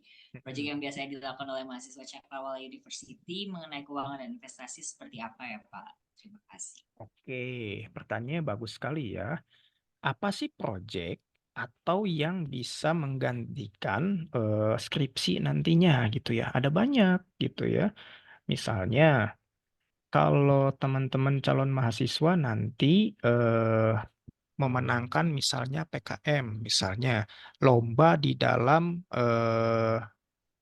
apa namanya lomba mahasiswa berprestasi di sana kan, misalnya kan di sana ada proyek yang harus dibuat ya, misalnya proyeknya adalah bagaimana misalnya yang pernah saya tangani misalnya menangani stunting di suatu daerah misalnya.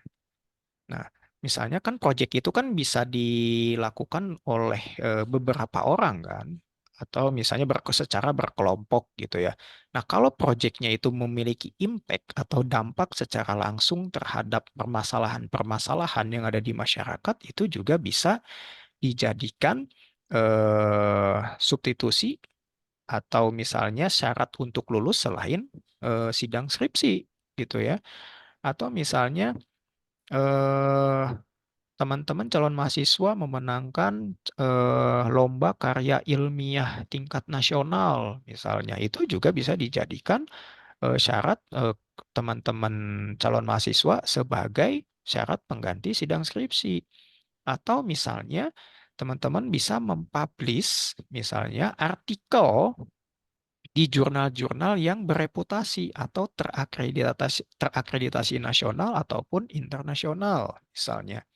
Jadi banyak ya proyek-proyek yang bisa dilakukan sebagai syarat untuk apa namanya menggantikan skripsi, dan ini pun sudah direstui atau secara legal oleh Kementerian Pendidikan dan Kementerian Pendidikan dan Kebudayaan gitu ya. Jadi memang untuk syarat pengganti skripsi ini juga bisa menjadi salah satu solusi atau alternatif jika teman-teman tidak mau menjadikan skripsi sebagai syarat untuk kelulusan gitu ya. Proyeknya ada banyak. Misalnya secara berkelompok teman-teman membuat proyek penanganan sampah misalnya, atau pengentasan stunting, atau misalnya pengabdian masyarakat misalnya ke wilayah-wilayah yang kalau di Indonesia disebutnya 3T, terluar, tertinggal, dan termiskin misalnya. Nah, itu juga bisa dijadikan sebagai proyek di dalam menghentikan tugas skripsi, ataupun misalnya teman-teman membuat sebuah artikel yang misalnya dipublish di jurnal yang terakreditasi, baik terakreditasi nasional maupun internasional gitu. Jadi banyak sekali apa namanya pengganti syarat kelulusan selain sidang skripsi, dan ini menjadi salah satu keunggulan di Cakrawala University, dan ini legal, sudah disetujui oleh Kementerian Pendidikan Tinggi gitu. Jadi ada banyak ya. Nah, magang pun nanti misalnya bisa diganti project teman-teman. Kalau misalnya calon mahasiswa misalnya, ah magangnya nggak usah di instansi atau perusahaan-perusahaan misalnya. Kita buat project aja secara berkelompok untuk misalnya mengganti syarat kelulusan skripsi misalnya. Kita ke NTT aja misalnya menangani masalah kelaparan di sana misalnya. Itu pun bisa dijadikan gitu ya. Atau proyek-proyek ilmiah lainnya gitu ya. Misalnya seperti kalau di data science misalnya, atau di teknik komputer misalnya, membuat robotik, ataupun misalnya lain-lain gitu ya. Itu juga bisa dijadikan salah satu syarat untuk bisa menggantikan skripsi sebagai syarat kelulusan gitu ya. Ada lagi yang ditanyakan? Oke. Jadi begitu ya Kak Pangastuti, semoga menjawab. Nanti kalau misalkan masih ada pertanyaan lanjutan boleh dituliskan Boleh, pertanyaannya. boleh. Oke, kemudian, nah kita sekarang apa namanya, bagaimana sih cara mempraktekkan tools-tools yang sudah kita bahas tadi gitu ya. Dimulai misalnya dari cara mempraktekkan tools di Microsoft Excel gitu ya. Oke, saya izin share screen lagi ya. Nah, di sini kita, oh belum saya ini, bentar ya. Belum, sebentar.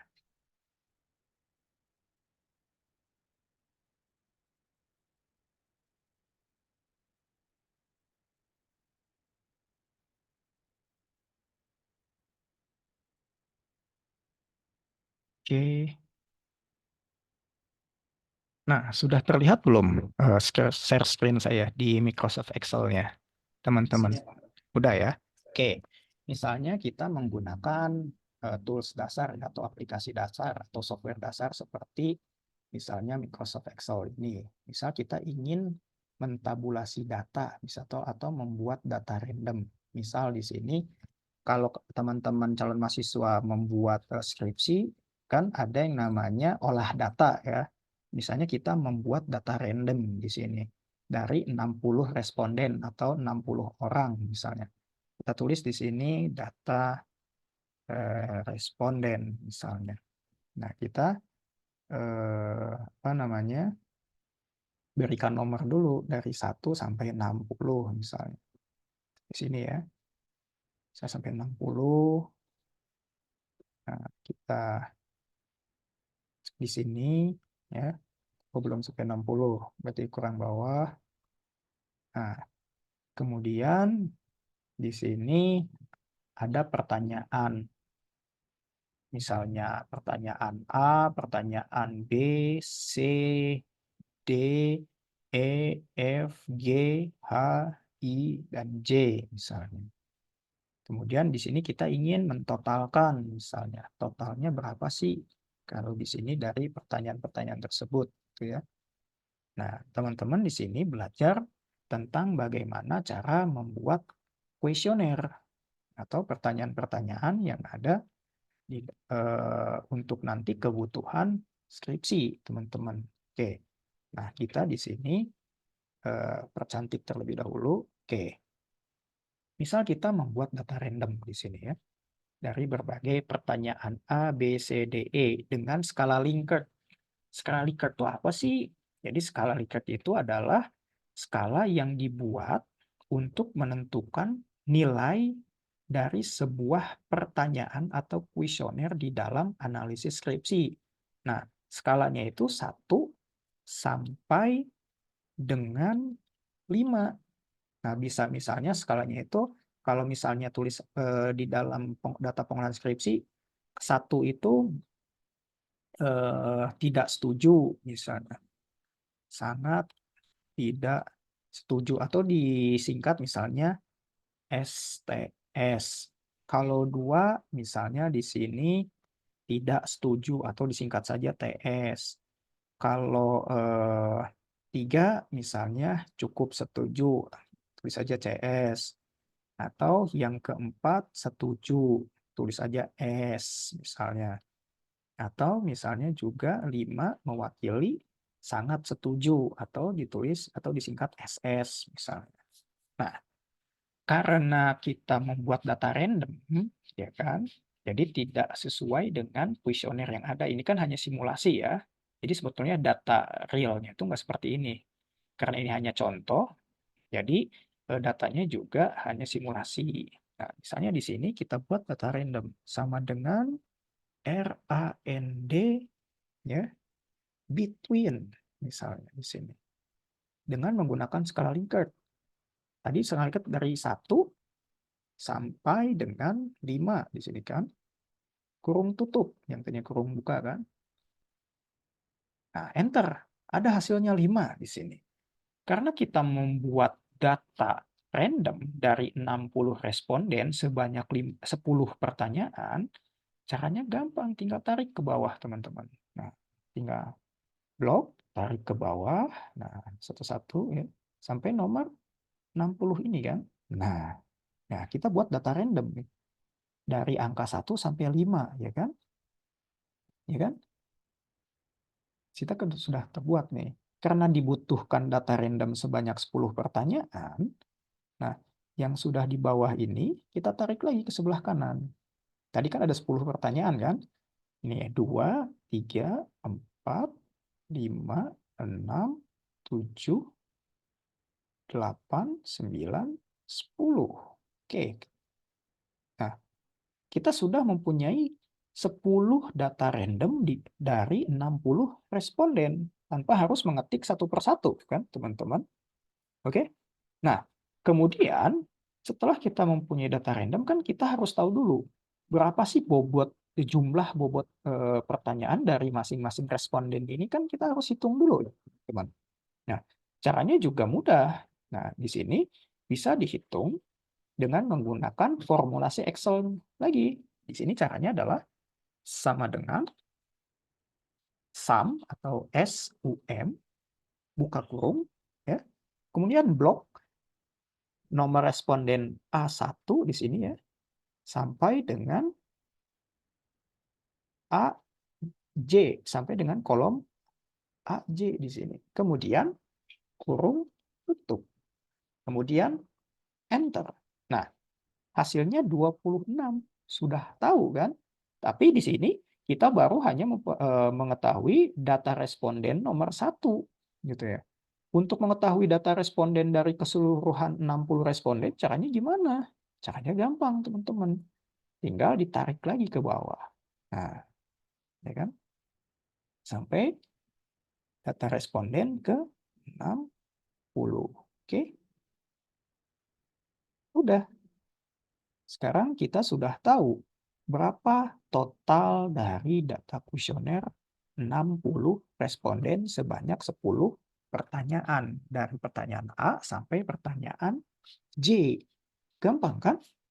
Nah, yang menjadi pertanyaan, bagaimana kita mengolah data random yang sudah kita buat ini dengan menggunakan aplikasi lain atau tools lain atau software lain, ya kan? Nah, caranya adalah misalnya kita menggunakan SPSS ya, yang sudah kita bahas tadi ya, SPSS ya.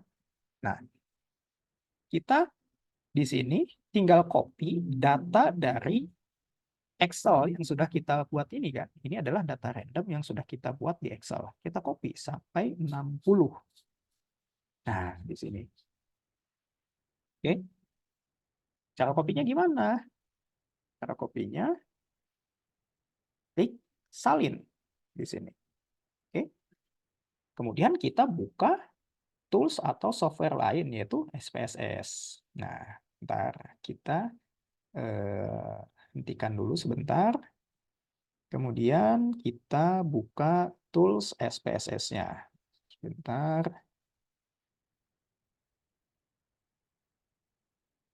Sebelum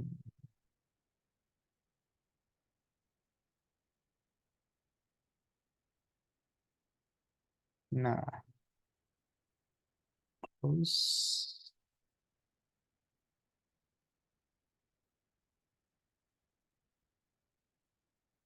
saya izin share screen lagi.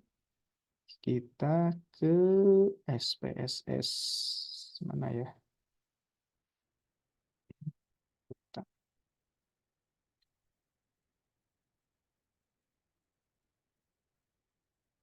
Nah, ini dia SPSS-nya ya. Nah, sudah terlihat belum software SPSS-nya teman-teman semuanya? Sudah, Pak. Sudah ya, oke. Karena kita sudah di tools lain, namanya SPSS ya, yang sudah kita bahas tadi ya di awal ya. Nah, kita di sini ada dua menu ya, ada variable view, ada data view. Nah, kita klik yang data view di sini. Oke, tadi kan kita sudah mengcopy data random dari Excel kan.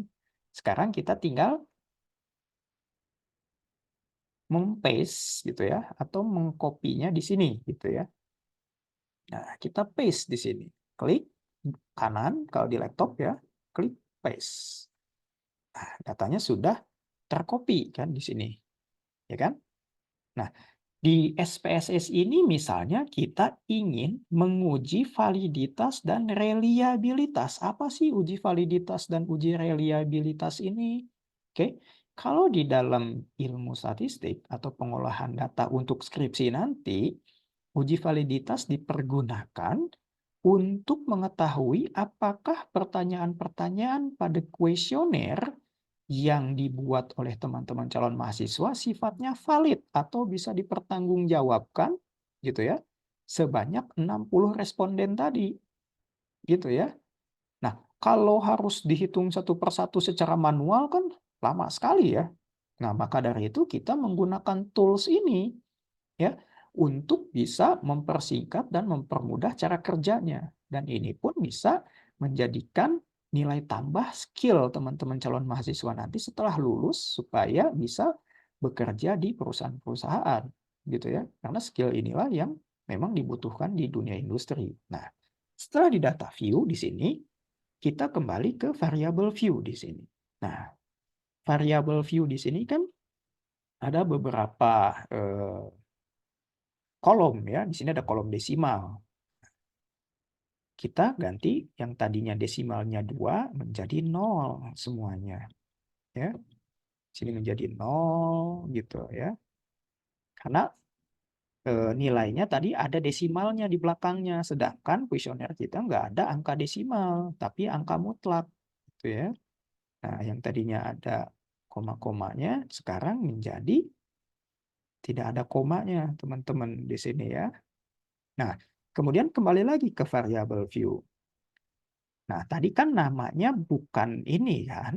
Nah, namanya kita ganti di sini dengan menggunakan command F atau mereplace yang tadinya namanya var 0011, var 0010 dengan nama scientific gitu ya. Di sini kita tulis var 000. Yang ingin di-replace-nya apa? var 000 ini kita ingin mereplace-nya menjadi huruf X misalnya supaya lebih informatif dan bisa lebih gampang dibacanya. Kita klik X di sini. Kemudian replace all. Nah, ini kan jadi berubah semua kan teman-teman yang tadinya var 001, var 007 menjadi X01, X02 ya. Nah, kemudian setelah kita mengubahnya ini, tadi kan di kolom di X11 ini kan bukan X11 ya, tapi kolom total. Nah, di sini kita klik sendiri, total. Nah, maka di data view-nya akan berubah seperti ini. Nah, kita lihat di sini di X01, X02, sampai X10 di sini total. X ini adalah pertanyaan 1 sampai pertanyaan 10 yang sudah kita buat tabulasi datanya di Excel tadi, gitu ya. Nah, bagaimana cara menguji validitasnya? Caranya gampang, teman-teman. Kita ke analyze di sini. Ke analyze, kemudian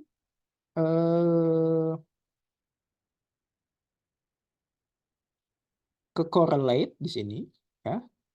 Kemudian setelah correlate, kita ke bivariate di sini. Nah, di sini adalah pertanyaan-pertanyaan yang sudah kita buat tadi datanya. Kita pindahkan semuanya dengan cara memblok semua pertanyaan tadi sampai total ini ya. Kita pindahkan ke kolom variabel sini. Oke. Nah, di sini kita tinggal pilih mau menggunakan korelasi menurut Pearson, menurut Kendall, atau menurut Spearman, gitu ya. Nah, misalnya kita cuma satu saja ya, menurut Pearson, makanya kita checklistnya di sini hanya Pearson saja di correlation koefisiennya. Nah, kemudian arahnya bolak-balikkah ataukah satu arah saja? Misalnya kalau satu arah di sini one tail, kalau dua arah di sini two tail. Nah, kita coba two tail saja, teman-teman. Oke. Nah, setelah itu kita klik oke. Gitu. Muncul nggak di sini teman-teman hasilnya? Kelihatan nggak? Ya, ini adalah correlation. Kelihatan nggak correlation-nya teman-teman?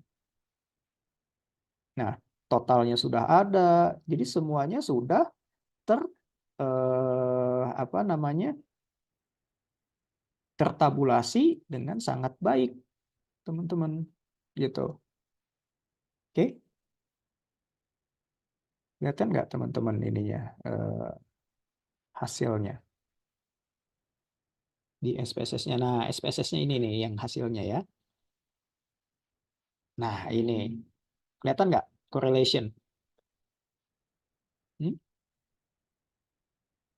Saya takutnya tidak ini ya. Tapi udah kok. Nah, ini SPSS saya bagikan. Nah, ini hasilnya. Oke. Ini cara menguji validitasnya. Gitu. Coba deh kita sekali lagi, tapi bukan menguji validitas, tapi menguji reliabilitas. Ya. Oke. Nah, kita ganti lagi. Bentar, berbagi layarnya saya ubah. Nah, kita ganti lagi ke apa namanya data view yang di SPSS. Ini yang ini ya.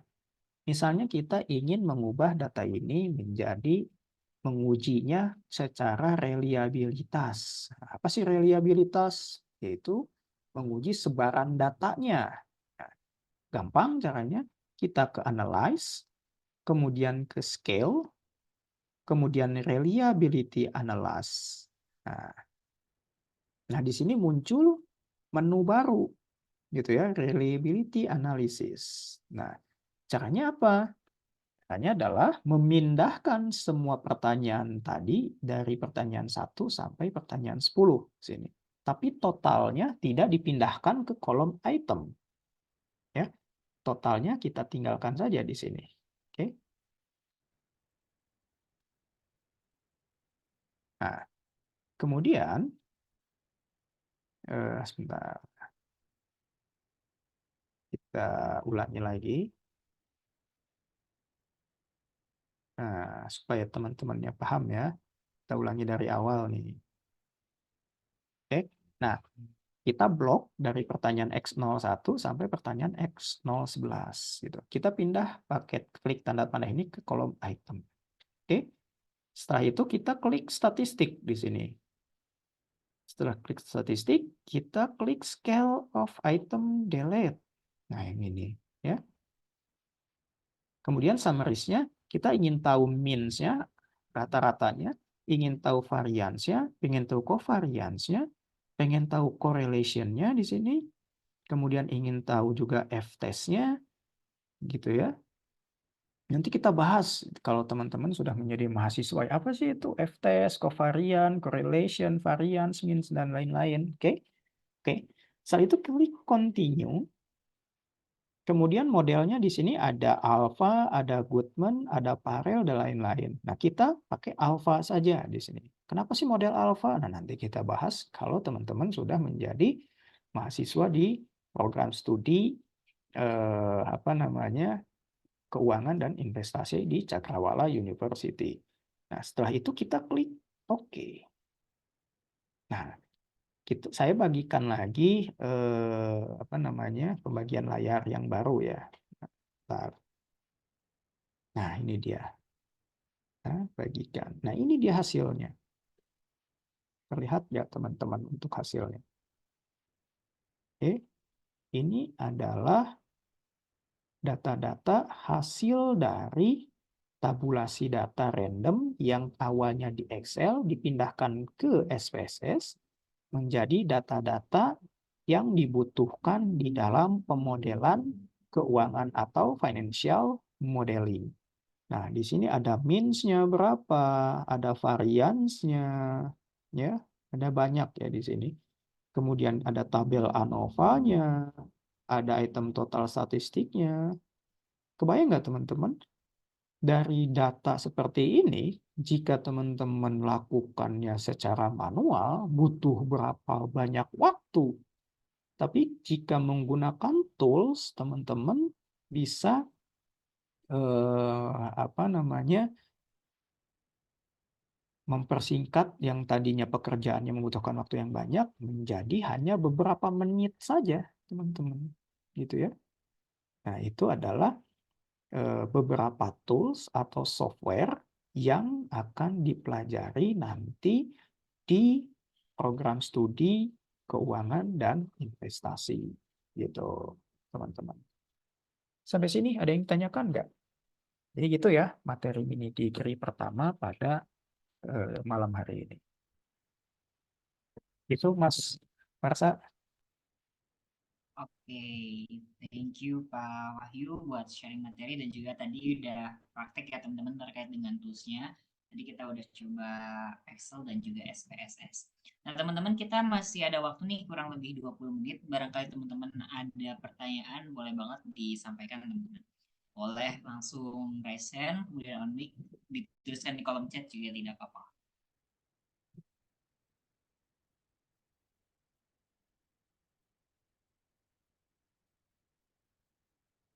Yuk teman-teman boleh nih.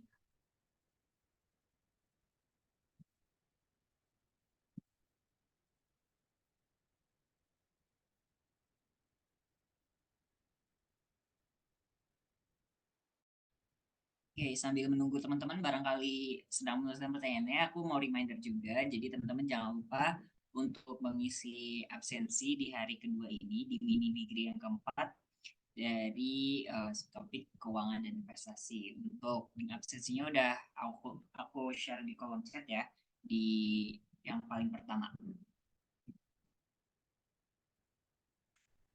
Yuk teman-teman, ada pertanyaan gak nih terkait dengan keuangan dan investasi atau terkait dengan materi toolsnya atau barangkali terkait dengan bagaimana kuliah keuangan dan investasi di Cakrawala University. Boleh banget teman-teman.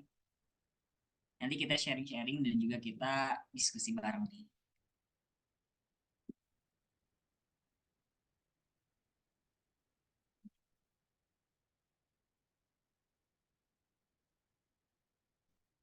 Link absensinya, oke, aku kirim ulang ya.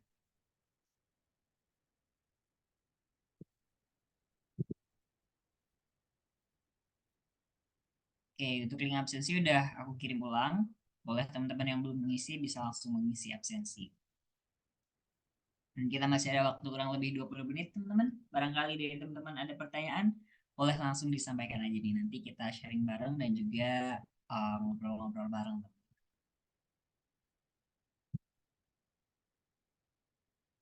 Nah, yuk, ada yang ini.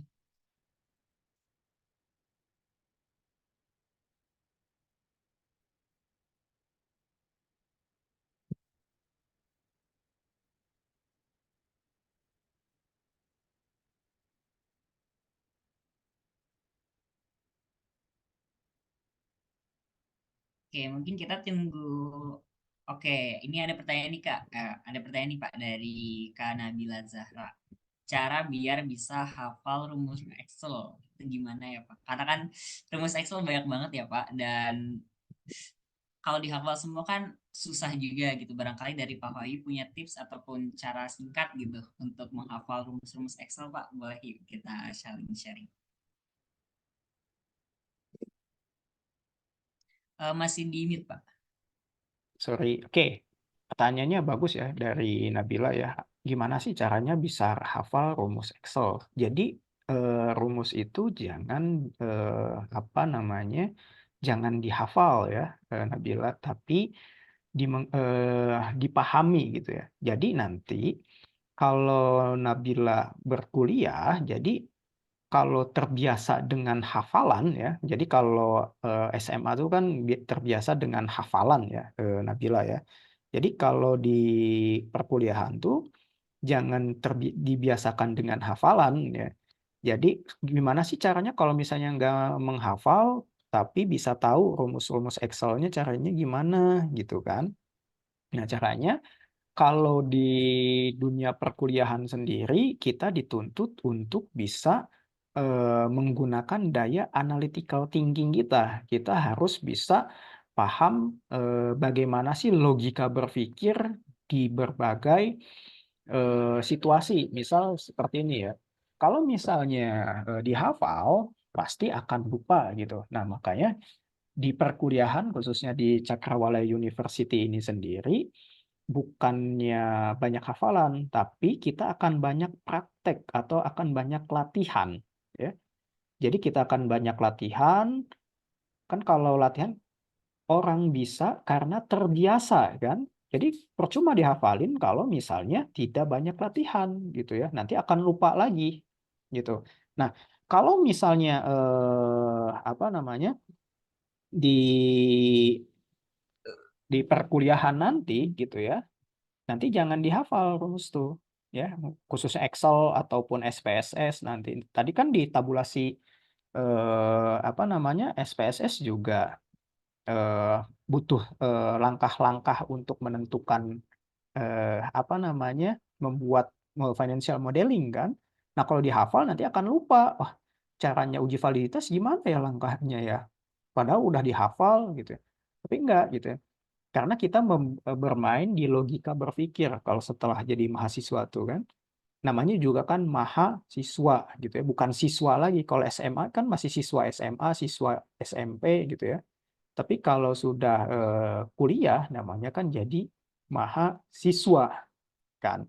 Nah, misal kita contoh lagi nih, saya nggak ngehafal tata cara pengoperasian SPSS nih di sini, tapi saya ingin membuat sebuah grafik misalnya dan membuat sebuah grafik lingkaran misalnya. Gimana sih caranya? Kalau saya dihafal pasti lupa nih. Nah, kalau misalnya saya menggunakan logika saya, oh kalau membuat grafik di sini kita harus klik graph. Graph ini kan grafik gitu kan. Terus mengklik graph board template chooser. Nah, di sini. Secara logikanya gitu kan. Kemudian yang ingin dibuat grafiknya yang mana gitu. Nah, saya ingin misalnya totalnya gitu. Jadi saya tahu berapa sih grafiknya gitu. Nah, grafiknya mau yang mana misalnya? Grafiknya mau grafik yang basic aja misalnya. Yang histogram seperti ini. Kita klik oke. Muncul di sini. Nah, coba saya perlihatkan lagi ya. Grafik histogramnya. Nah, kelihatan nggak? Nah, muncul grafiknya gitu. Nah, jadi untuk membuat grafik sendiri apa namanya tidak usah secara manual teman-teman. Kebayang nggak kalau teman-teman membuat grafik dari total tabulasi data yang tadi gitu. Kalau dibuat satu-satu gini kan berapa banyak waktu yang teman-teman butuhkan gitu ya. Tapi kalau teman-teman bisa gitu ya, dengan cara berpikir analytical thinking, berpikir logik gitu ya, tanpa menghafal gitu ya, teman-teman bisa loh bikin seperti ini gitu ya. Ini kan mempersingkat waktu pekerjaan teman-teman. Nah, skill-skill inilah yang dibutuhkan di industri sekarang ini gitu ya. Bukan lagi skill-skill yang istilahnya konvensional gitu ya. Nah, di Cakrawala sendiri concern ke arah sana ya, pendidikannya, yaitu pendidikan yang memang berbasis industri gitu, teman-teman. Gitu ya. Ada lagi yang tanyakan? Oke, ada nih Pak. Nah, Mhm. mungkin aku tarik kesimpulan dulu ya buat pertanyaan Kak Nabila. Jadi intinya kita banyak praktek juga dan juga tingkatin analytical skill kita Betul, ya Pak betul, buat betul banget Mas bisa Marcel. perform Hmm. sukses. Oke nih Pak, ada lagi dari Kak Saifan. Menurut Bapak apa yang harus calon mahasiswa, khususnya jurusan Finance and Investment lakukan atau pelajari sendiri terlebih dahulu untuk mempermudah kuliah ke depannya di kampus? Jadi persiapannya gitu Kak, Mhm. sebelum kita kuliah gitu. Oke, good. Pertanyaan dari Sevan bagus-bagus ya dari tadi ya. Apa sih yang harus diperhatikan sebelum kita berkuliah di jurusan Finance and Investment? Good ya. Jadi, hal yang harus dipersiapkan sebelum calon-calon mahasiswa berkuliah di jurusan Finance and Investment itu yang pertama adalah passion dulu. Passion di bidang finance and investment. Yang penting suka dulu. Nah, kalau misalnya sudah suka, pasti ke depannya kuliahnya juga istilahnya gampang gitu karena kita melakukan hal yang kita sukai gitu. Kemudian skill-skill apa sih sebelum kita masuk ke jurusan finance and investment gitu ya? Sebetulnya yang perlu dipersiapkan adalah mental ya yang pertama. Kalau skill bisa dipelajari nanti pas perkuliahan. Jangan, saya kan nggak punya skill apa-apa, saya kan nggak punya pemahaman apa-apa tentang finance investment, saya kan dari jurusan IPA SMA-nya. Enggak, masalah seperti itu nanti bisa dipelajari setelah menjadi mahasiswa gitu ya. Kemudian yang perlu dipelajari terlebih dahulu adalah bukan masalah akademis ya teman-teman ya. Akademis itu nanti kita bisa dipelajari di masa perkuliahan. Yang pertama adalah passion dulu, mental dulu yang kuat, baru setelahnya kemudian gampang.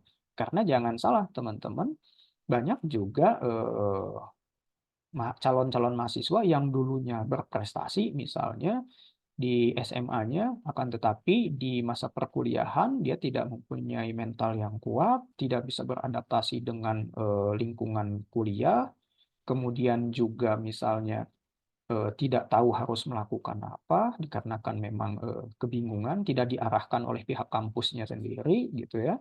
Nah, itu juga banyak yang gagal, teman-teman. Nah, kebetulan di Cakrawala University juga mahasiswa itu diarahkan gitu ya. Seperti tadi contohnya untuk tempat magang saja kan diperhatikan gitu ya. Karena itu hal yang sangat krusial nanti untuk karir teman-teman calon mahasiswa ke depan setelah lulus.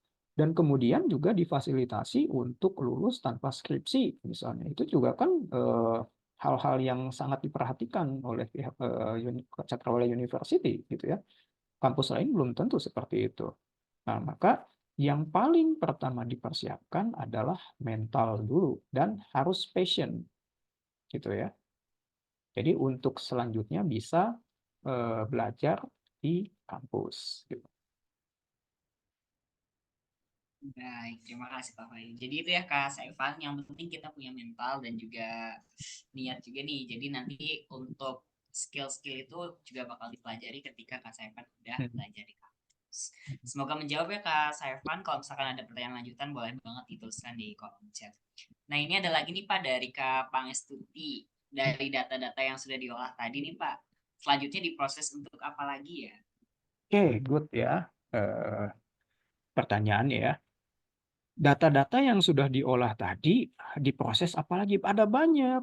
Kita bisa melakukan analisis regresi, bisa melakukan apa namanya, menguji hipotesis, bisa juga menguji deskriptif, bisa juga menggunakan linear regression dan lain-lain gitu ya. Uji-ujinya sangat banyak sebetulnya. Yang tadi kita bahas hanya sebagian kecil dari tools yang sudah kita bahas tadi. Di Excel juga banyak sebetulnya fungsi-fungsi yang belum kita bahas seperti fungsi HLOOKUP, VLOOKUP, fungsi if, fungsi and, fungsi or, ada banyak.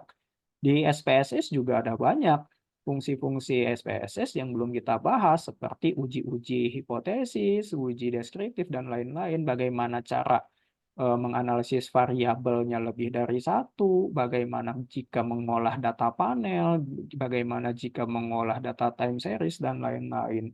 Sebetulnya banyak pemrosesan yang belum kita bahas. Nah, di pemrosesan tadi, di fungsinya untuk apa? Goals-nya adalah, output-nya adalah sebagai financial modeling, sebagai pengambilan keputusan apa yang akan diambil oleh perusahaan maupun individu nantinya terkait data-data yang dipunya, gitu ya. Jadi bagaimana sih mengolah big data yang banyak itu secara efektif dan secara efisien menggunakan tools-tools yang ada, gitu ya. Jadi memang perlu keahlian tersendiri untuk mengaplikasikan atau istilahnya menggunakan tools-tools yang sudah kita bahas tadi gitu. Tidak semua kampus concern terhadap tools-tools kekinian yang dibutuhkan oleh dunia industri, gitu ya. Oke, jadi begitu ya Kak Pangestuti terkait dengan data-data yang tadi kita udah olah nih. Kalau misalkan ada pertanyaan lanjutan, boleh banget dituliskan ya teman-teman. Kita masih ada waktu nih teman-teman. Mungkin kalau misalkan ada pertanyaan lagi, boleh nih kita bisa satu pertanyaan lagi. Kalau misalkan nggak ada, boleh ya konfirmasi teman-teman ketik satu nih. Kalau misalkan udah aman dan juga udah paham nih terkait dengan materi yang kita diskusikan di malam hari ini.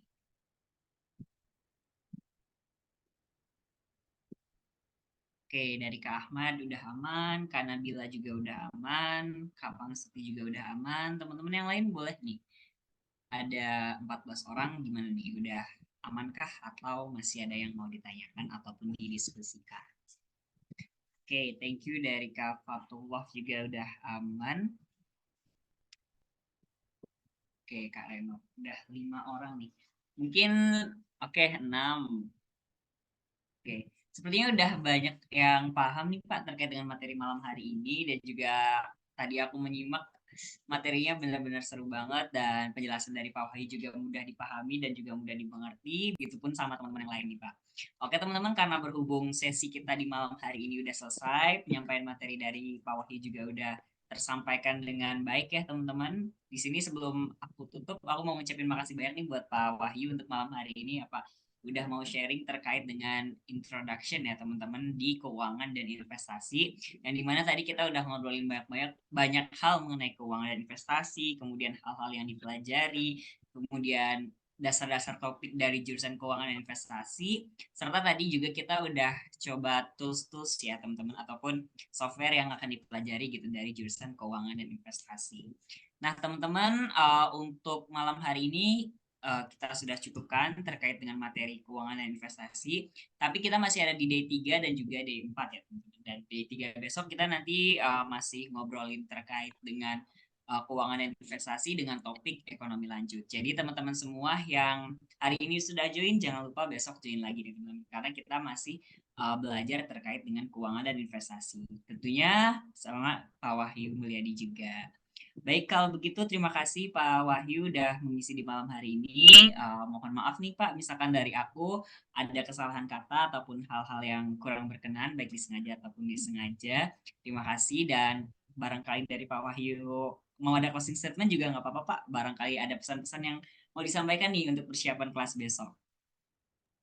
Oke, terima kasih Mas Warta dan mohon maaf juga jika misalnya ada kekurangan dari penyampaian yang saya sudah sampaikan. Jadi untuk besok kita santai aja, kita ngobrol-ngobrol mengenai ekonomi lanjutan, yaitu salah satu mata kuliah yang akan kita bahas dan pelajari jika dalam mahasiswa memilih program studi keuangan dan investasi di sektor awal eksekutif.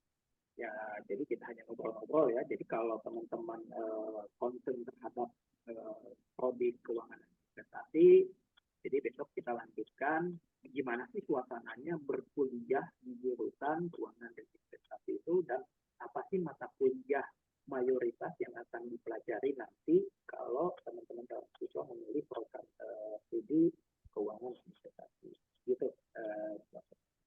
Oke, terima kasih Pak Wahyu. Terima kasih teman-teman semua. Sebelum aku tutup, aku mau reminder sekali lagi teman-teman yang belum mengisi absensi, segera mengisi absensi ya teman-teman. Karena di acara mini degree yang keempat ini kita sudah belajar istilahnya kayak semester pendek ya teman-teman secara gratis gitu. Bareng Cakrawala University dengan benefit teman-teman kalau misalkan mengisi absensi akan mendapatkan e-sertifikat. Kemudian teman-teman juga nanti akan mendapatkan potongan biaya formulir Cakrawala University dan juga potongan hingga gratis biaya gedung Cakrawala University. Itu ya teman-teman untuk malam hari ini. Aku ucapin terima kasih sekali lagi. Udah ada 14 orang ya yang bertahan sampai akhir. Jangan lupa besok kita masih ngobrolin terkait dengan keuangan dan investasi ya teman-teman. Jadi set reminder, jangan sampai lupa pantau terus grupnya untuk mendapatkan link Zoom untuk besok. Terima kasih Pak Wahyu, terima kasih teman-teman semua, terima kasih juga yang sudah bertanya dan juga sharing nih teman-teman terkait dengan materi malam hari ini. Aku sebagai moderator atas nama Warsan Aslani izin pamit undur diri dan sampai jumpa di besok malam. Terima kasih dan sampai jumpa teman-teman.